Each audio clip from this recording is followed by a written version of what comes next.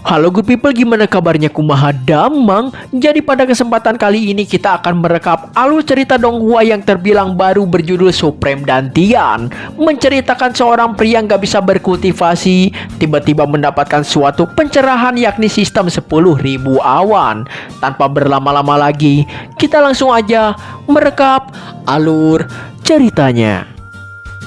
Kisah bermula ketika kita diperlihatkan sebuah medan pertempuran di alam langit bernama Istana Kuno Perunggu.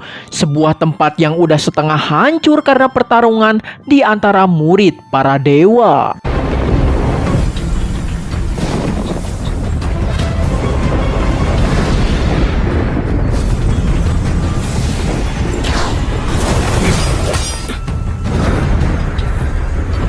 Di sana ada seorang pria bernama Kaisar Agung Huang Yu. Adalah seorang pria yang menjaga gerbang Kaisar Agung di sana. Telah ribuan tahun bertempur melawan murid-murid para dewa yang mengincar gerbang Kaisar Agung.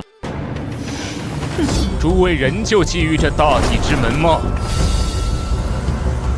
Murid Dewa Gajah berucap bahwa Kaisar Huang Yu telah menjaga gerbang Kaisar Agung selama ribuan tahun lamanya. Entah udah berapa ribu pertarungan yang dijalaninya, tapi kini mereka bertiga bertekad untuk membuka gerbang Kaisar Agung.两地。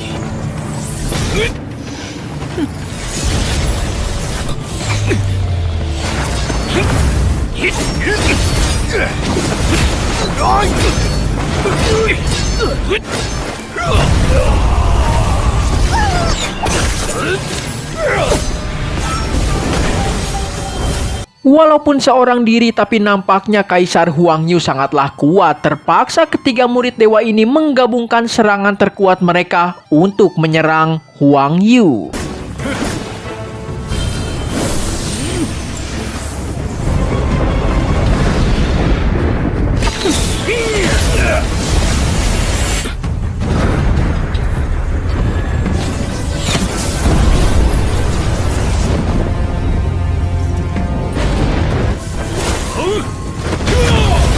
Gak hanya menghindari serangan gabungan tersebut, Kaisar Huang Yu melancarkan pukulan ke seluruh istana kuno dan membuat istana kuno runtuh. Begitu pula dengan Kaisar Huang Yu yang terjatuh ke alam bawah.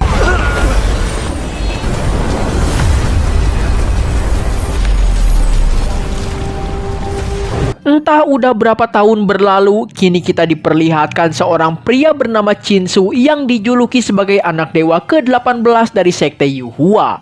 Chinsu sejak kecil nggak bisa berkultivasi dan hanya mengandalkan tubuh fisik manusia biasa pada umumnya untuk memanjat ke puncak tertinggi sekte Yuhua.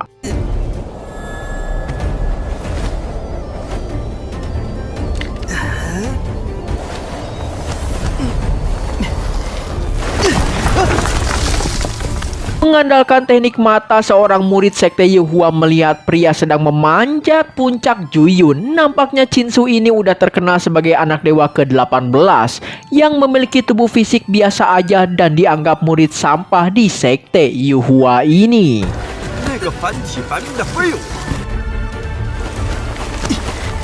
Apakah Chinsu ini nggak takut mati dan untuk apa memanjat puncak? Terungkap bahwa dinding puncak Juyun ini juga dipenuhi jebakan dan mekanisme magis. Bahkan untuk seorang kultivator sekalipun sulit untuk menaklukkannya, apalagi Chinsu yang dikenal sebagai anak dewa terlemah di antara anak dewa yang lainnya. 我们这等修士上去都是9死1生。 何况是毫无修为的18神子呢？ Walaupun begitu, dengan tekad api Chinsu berencana menggapai puncak dan tanpa disengaja Chinsu mengaktifkan salah satu mekanisme jebakan. Puing-puing batu raksasa berjatuhan dari atas puncak. Jika Chinsu terjatuh dari puncak dengan tubuh manusia biasanya, pasti udah pindah ke alam yang lain.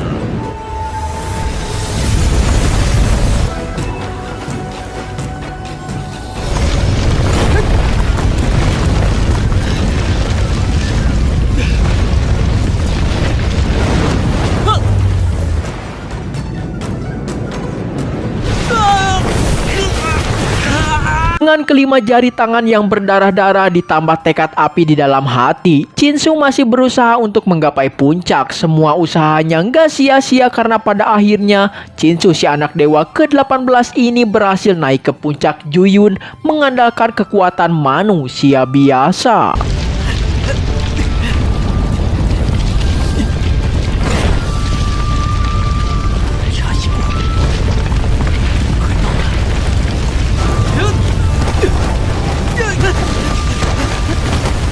Setibanya di atas puncak Juyun, formasi jebakan perlahan menghilang dan tiba-tiba muncul suara aneh di dalam kepala Chinsu, yakni check-in di puncak Juyun telah berhasil.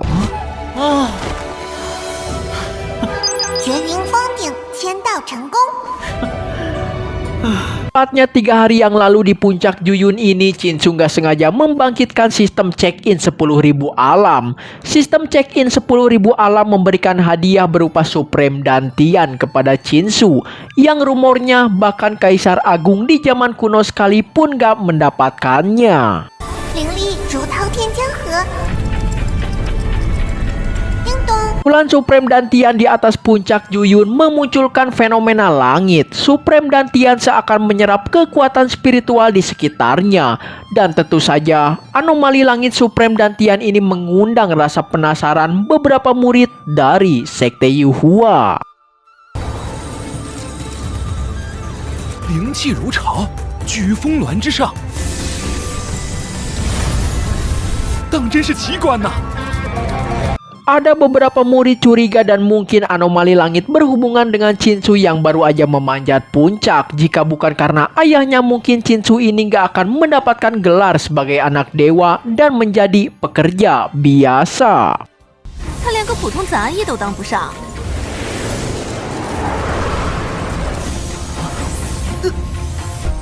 Ritual di dalam tubuh Chinsu seakan tak terbatas berkat Supreme Dantian. Sistem check-in juga memberitahu semakin terpencil, berbahaya, dan langka tempat yang dituju, maka semakin besar pula hadiah yang akan didapatkan. 开启签到任务后， Terungkap bahwa puncak Juyun juga bisa di-check-in ulang, walaupun perharinya hanya 1 kali aja. Chinsu berencana untuk fokus berkultivasi, apalagi saat ini dia memiliki dantian yang tak terbatas. 此刻我已有无尽丹田，以后再来签到便轻松得多了。 Tiba-tiba diminta untuk check-in di prasasti batu tebing awan oleh sistem. Di sisi lain, sosok gadis suci Yaochi Jiang Qing'er muncul. Qing'er terlihat buru-buru dan dikejar oleh pelayannya. Ini semua karena dia melihat anomali langit di atas puncak Juyun sebelumnya. 姑姑，方才那异象你也看到了。圣女，慢点！ Sang pelayan berucap bahwa dia melakukan ini demi kebaikan si gadis suci. Tujuan mereka ke sana adalah untuk prasasti batu tebing awan Sekte Yuhua.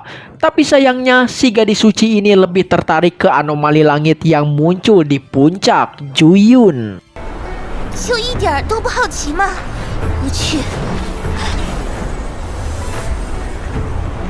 圣女，心思单纯。 Di sisi lain, Chinsu sadar betul bahwa lebih mudah naik gunung dibandingkan turun gunung. Gak berselang lama, gadis suci Yaochi Qing'er muncul. 18神子，好久不见。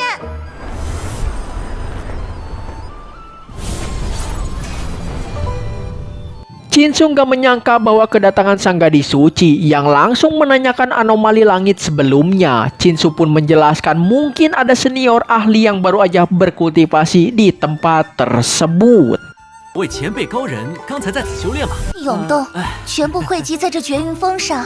Rasa dia bukan orang biasa karena menyebabkan anomali langit sebelumnya. Karena kebetulan datang, Chinsu memohon izin untuk menumpang pedang terbang sang gadis suci. Walaupun pada awalnya ditentang oleh pelayannya, tapi dengan kebaikan sang gadis suci yang melihat bahwa Chinsu ini nggak bisa berkultivasi, dia diizinkan untuk menumpang. 18神子不善修行， 还是圣女通情达理？ Chinsu kehilangan keseimbangan dan tanpa disengaja menyentuh tubuh sang gadis suci. Tentu saja hal tersebut membuat pelayan suci terpancing emosinya. Chinsu beralasan karena rendahnya tingkat kultivasi, jadi dia nggak tersengaja terpeleset. 我纯属修为太低，一下没站稳。 Ini nampaknya rumor mengenai anak dewa 18 yang nggak bisa berkultivasi bertambah, yakni juga cabul. Walaupun begitu, mereka pergi dari puncak Juyun. Chinsu bertanya pasti kedatangan gadis suci bukan untuk melihat anomali langit di puncak Juyun aja. Terungkap bahwa kedatangan dia untuk mengamati prasasti batu tebing awan langit milik Sekte Yuhua. 我之所以前来去云崖石刻观摩， Su berencana pergi ke sana, jadi dia sekalian ikut ke prasasti batu tebing awan. Di sana ada Duan Jinfei, anak dewa ke-11 yang telah 20 tahun mempelajari prasasti batu tebing awan. Dia menunggu sang gadis suci untuk memperlihatkan pengetahuannya tentang prasasti tersebut. Salah satu murid bertanya apakah benar gadis suci akan datang ke sana. Duan Jinfei menjelaskan benar adanya karena gadis suci telah menanggapi undangan dia untuk datang. Jinfei mendapatkan pujian karena dipandang oleh si gadis suci yang sangatlah mulia. 瑶池圣女何等尊贵！ 无耻之徒！ Semua merasa beruntung bisa melihat gadis suci berkat anak dewa ke-11 Duan Jinfei. Larut dalam pujian, Duan Jinfei berucap bahwa dia memiliki ikatan batin yang cukup kuat dengan sang gadis suci. Tapi ternyata Qing'er benar datang bersama pria di belakangnya. 在下确实和瑶池圣女神交已久。圣女来了啊！不对劲啊！你们看圣女身后是不是还有个人啊？ Semua murid mengetahui bahwa pria tersebut adalah anak dewa ke-18 yakni Chinsu. Hal tersebut memancing emosi Duan Jinfei karena melihat Chinsu yang dicap sebagai sampah berani naik satu pedang bersama sang gadis suci. 确实是神子。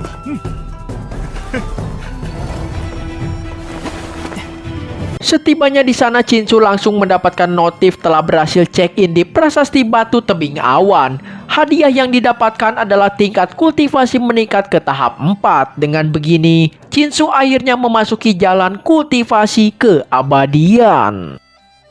叮咚，恭喜你签到成功！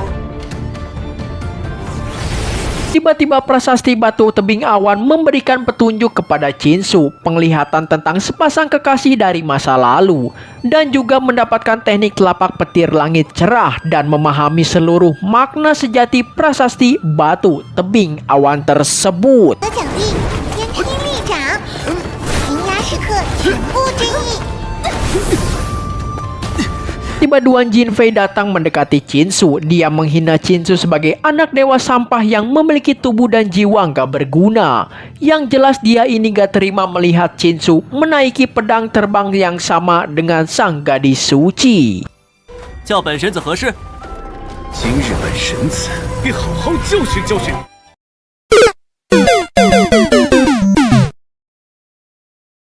Oke, jadi segini dulu aja untuk pembahasan video kita kali ini. Sampai jumpa di video-video saya selanjutnya. Bye-bye.